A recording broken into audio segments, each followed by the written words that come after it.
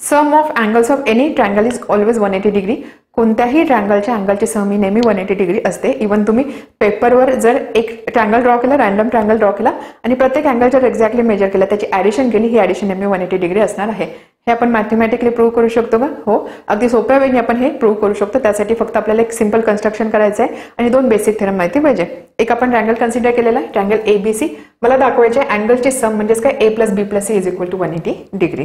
त्यासाठी मी काय कन्सिडर केलेलं आहे, अँगल A X आहे, अँगल B Y आहे, अँगल C Z आहे.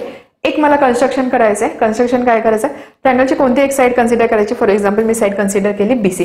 या साईडला पॅरलल असणारी एक लाईन मला ड्रॉ करायची. या साईडला पॅरलल असणारी एक लाईन मी ड्रॉ केली की जी ट्रायंगलच्या रिमेनिंग वर्टेक्स म्हणजे थर्ड वर्टेक्स या केसमध्ये A मधून पास होईल. कन्स्ट्रक्शन आहे PQ parallel to side BC, किंवा याला मी बोलेन line L is parallel to side BC. ठीक आहे.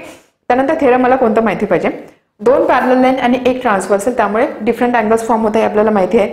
त्यामध्ये एक अँगल असं असतो की ज्याला आपण बोलतो अल्टरनेट अँगल. अल्टरनेट अँगल म्हणजे काय, या ठिकाणी बघा 2 पॅरलल लाईन, एक ट्रान्सव्हर्सल, हा येलो आणि हा येलो, हे जे 2 अँगल आहे हे अँगल नेहमी सारखे असणार आहे. म्हणजे हा अँगल जर इथे 50 डिग्री असेल तर इथे याची व्हॅल्यू सुद्धा 50 डिग्री असणार आहे. त्याच पद्धतीने हे जे ब्ल्यू अँगल आहे हे अँगल सुद्धा सारखे असतं. त्याला आपण बोलतो अल्टरनेट अँगल.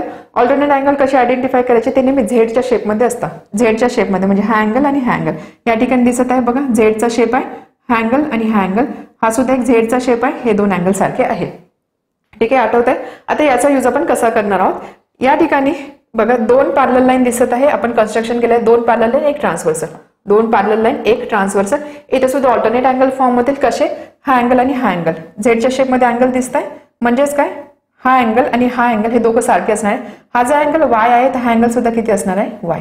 त्याच पद्धतीने 2 पॅरलल लाईन, एक ट्रान्सव्हर्सल, झेडच्या शेपमध्ये अँगल फॉर्म होतील. झेडचा शेप म्हणजे असा असणार आहे. सो हा अँगल आणि हा अँगल सारखा असणार आहे, म्हणजे हा अँगल सुद्धा किती असणार आहे, झेड. ठीक आहे, समजलं.